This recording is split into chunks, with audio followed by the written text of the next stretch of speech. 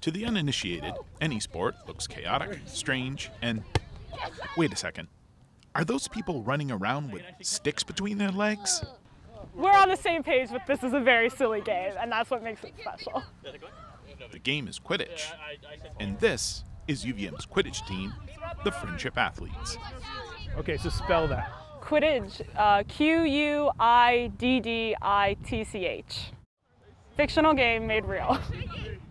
Before Quidditch took to the pitch, it was a hit in the pages of the Harry Potter series and a grand slam at the box office. And the game begins!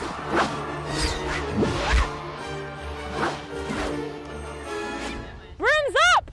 Real Quidditch was adapted by two Middlebury College students in 2005 and based on the Harry Potter books written by J.K. Rowling. Since then, collegiate teams have formed across the United States. And like the story it's based on, Quidditch has a global presence. It's played in 25 countries by an estimated 20,000 players outside the U.S. Aim for the head and usually it will go to their chest. Becky Daw is the UVM Quidditch team president. We're people who want to play a sport, but we want to have a lot of fun doing it.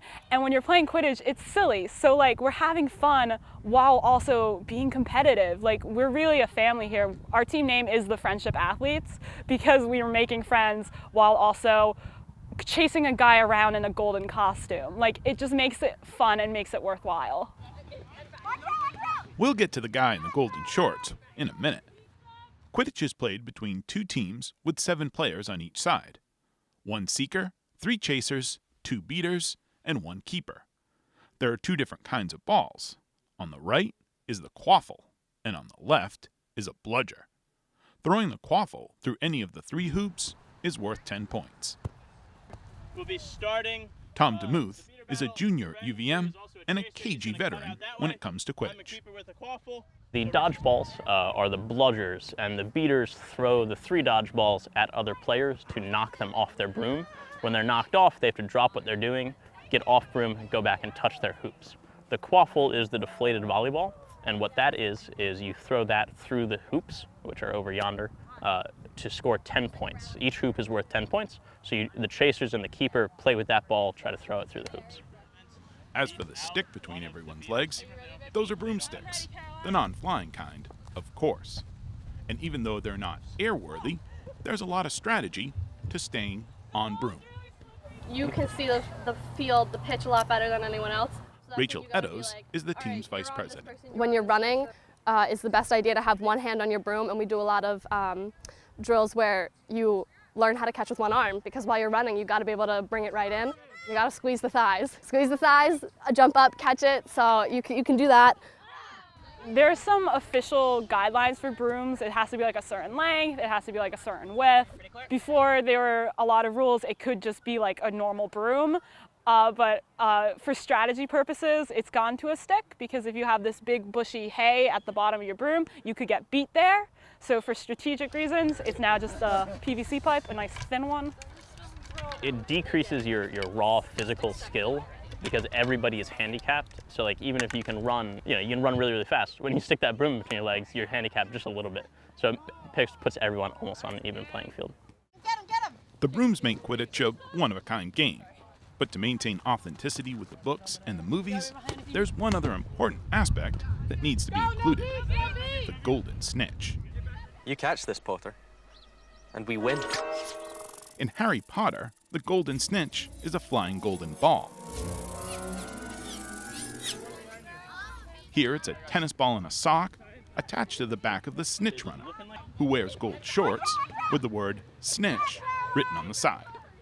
The Snitch can do just about anything to those seekers. They can literally pick them up and toss them away if they really wanted to.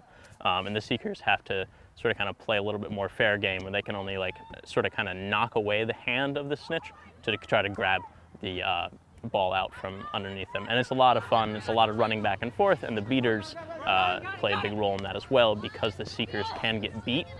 So really the protection of the beaters helps the Snitch a lot.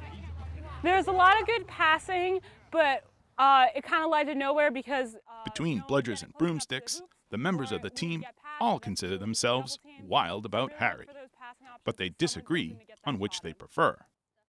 The books or the movies? I am a huge Harry Potter fan, except I've never read the books, which some of the people on the team were always shocked to hear that because I am the president, but I just never got around to it. Becky, oh, shame. Yeah, Becky's never read them. For the 7 books, I read them 7 times, and I still read them just because I love them. I watched the movies before I read the books, unfortunately, because my mom was super into it, so her and I, that's how we bond. We love talking about it.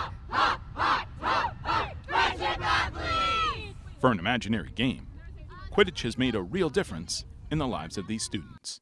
You realize this is not a real sport, right? Sort of, yeah, but that's all right. We have fun, and you know, if you think of it as a sport, it's a real sport. I like that it's a growing sport.